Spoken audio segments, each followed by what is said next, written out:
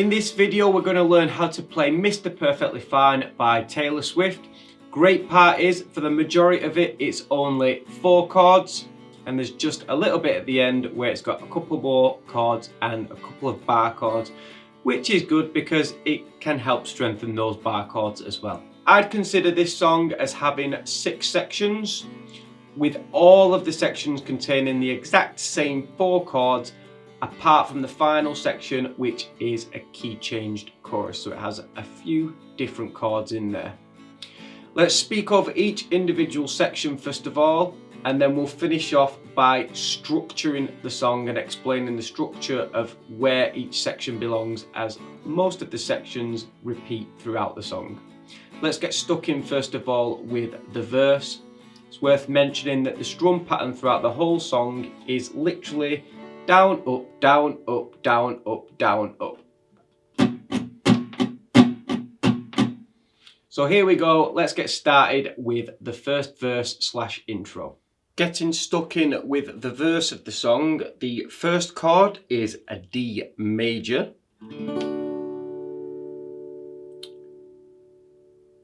Followed by an A major.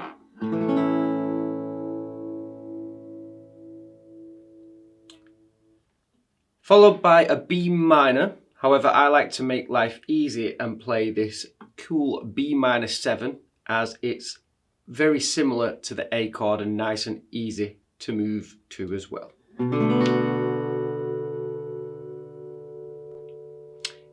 And then followed by a G.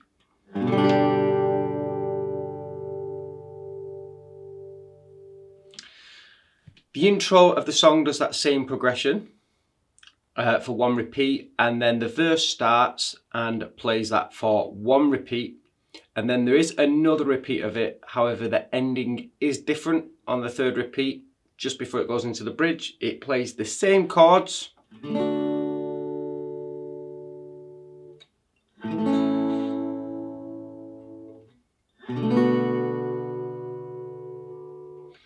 However, on this final chord, the G, the chord is played for half the amount of time of what it normally is. So it's played for 1 bar instead of 2 bars.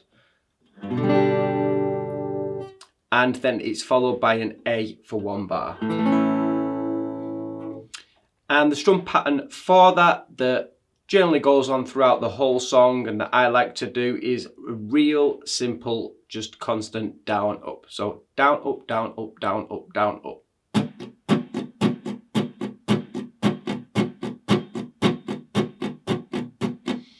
And pretty much on each chord you go down, up, down, up, down, up, down, up, and then again down, up, down, up, down, up, down, up.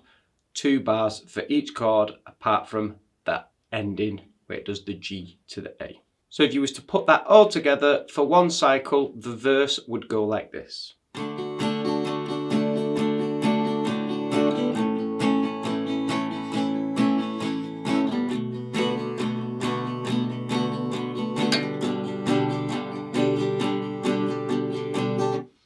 With the final one going like this.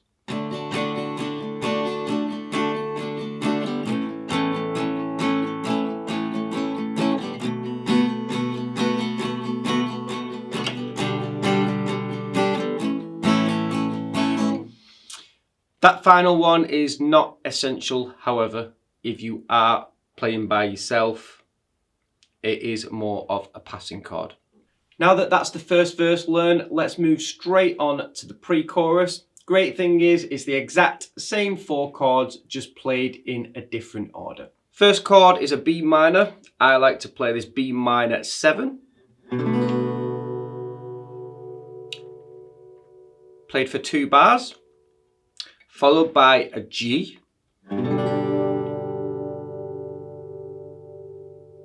Played for 2 bars. Followed by a D. Played for 2 bars, and followed by an A.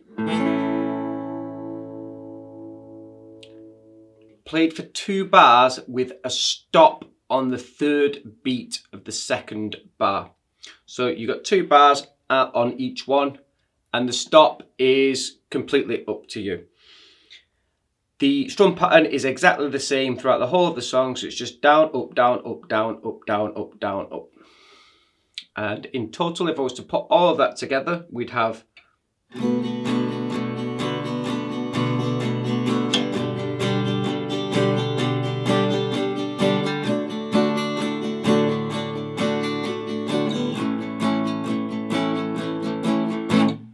Now it's time for the catchy part of any song, the chorus. The great thing about the chorus on this song is it's exactly the same as the verse. However, on the end of the verse, where it does the G to the A, the chorus does that on every repeat. So the first chord is a D for 2 bars, followed by an A for 2 bars, followed by a Bm7 for 2 bars,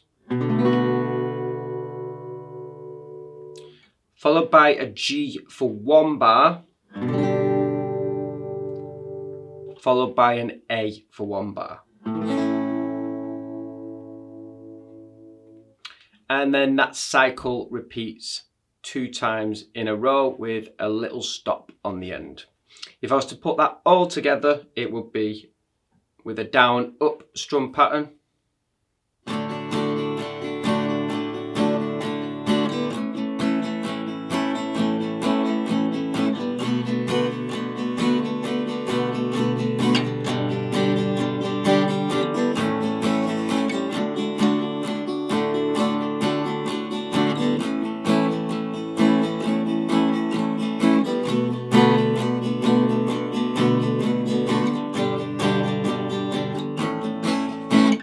The next part of the song would be verse 2, followed by the pre-chorus again, and then followed by the chorus again. However, you've learned all those parts, so I'm not going to run through them again, but it is worth mentioning that the second verse, there is an extra little bit of a D chord played just before it starts, and it also doesn't contain the intro part that the first verse does.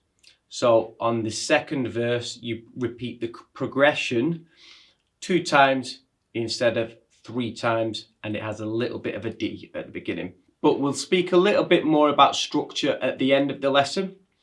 One final thing worth mentioning before we do move on to the next part of the song is there is also an instrumental part of the song after the second chorus.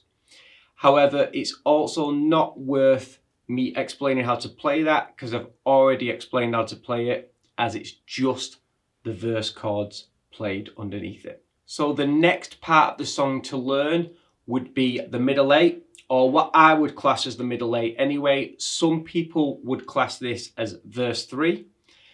I class it as the middle 8 because the melody is completely different and has not been used earlier on within the song. So the melody, as in the vocal melody, completely changes on this part of the song, even though the chords have already been learnt, and you'll notice that this progression is used in another part of the song that you've already learnt. Great thing about the middle 8 is it's exactly the same chords as the pre-chorus, in exactly the same order as well. So the first chord is a Bm7 for 2 bars, followed by a G for 2 bars, followed by a D for 2 bars, followed by an A for 2 bars. And then you do a second cycle of it as well. Bm7 for 2 bars, G for 2 bars, D for 2 bars, and then an A for 2 bars. Same strum pattern as the rest of the song, just down, up, down, up, down, up, down, up.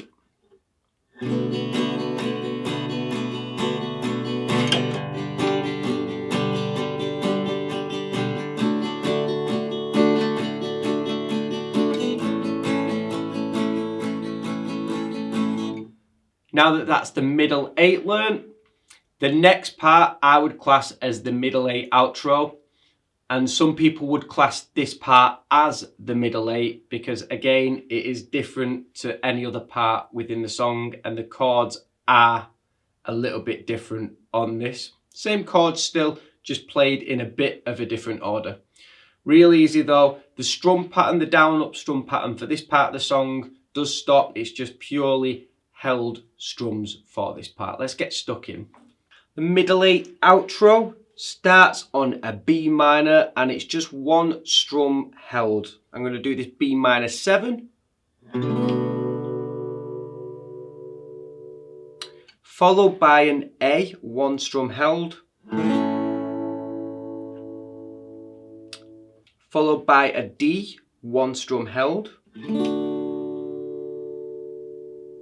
followed again by an A, one strum held,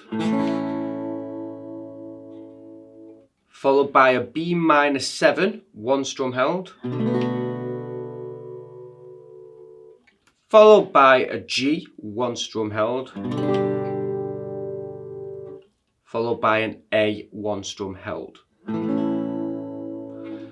And they're all 2 bars apart from the G and the A at the end, which are 1 bar.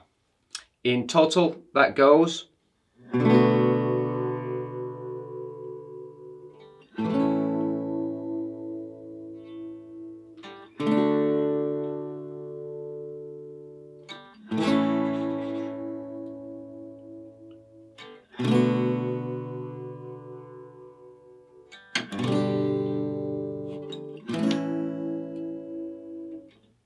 And now the final section within the song is the key changed chorus.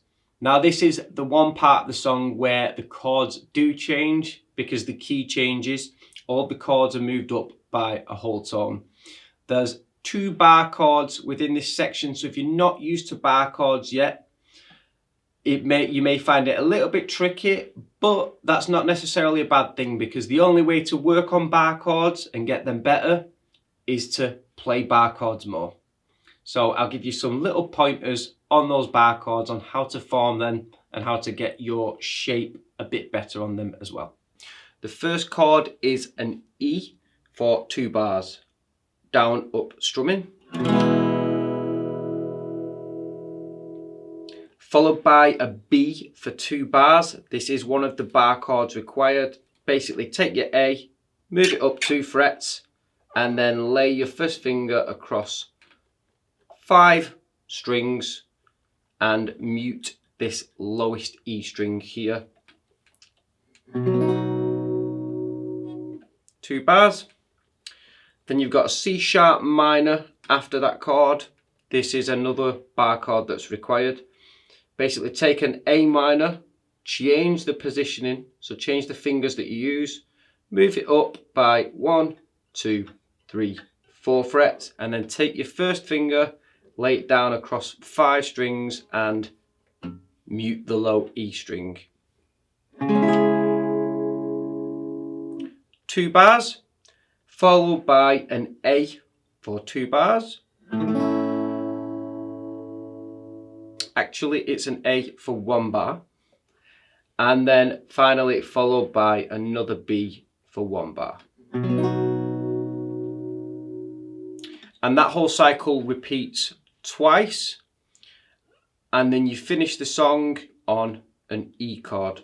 So if I put that all together, you'd have with a down up strum pattern.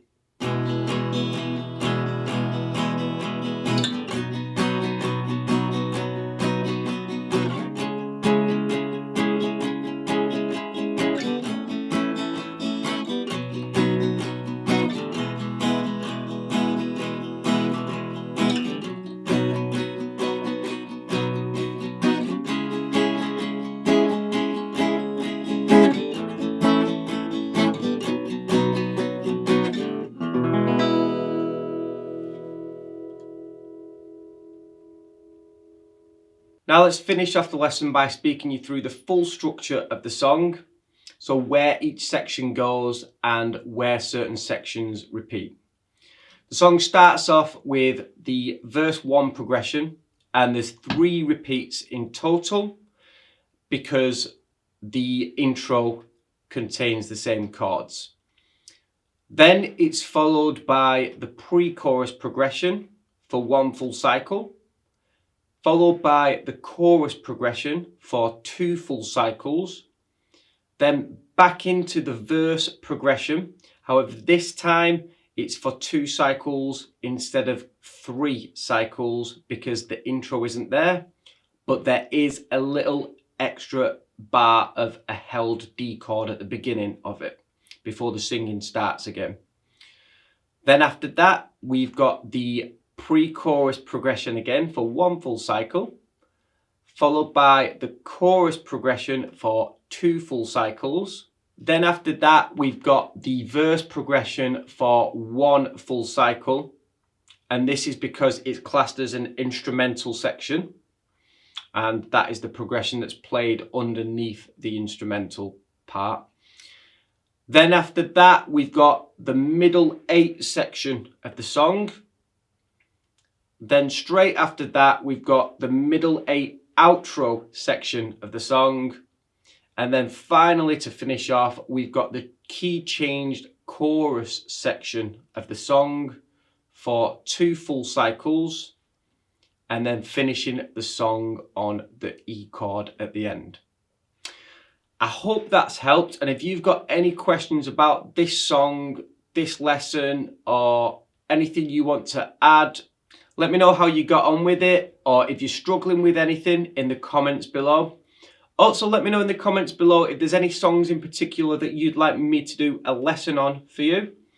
And I'll catch you soon in another lesson very, very, very, very soon.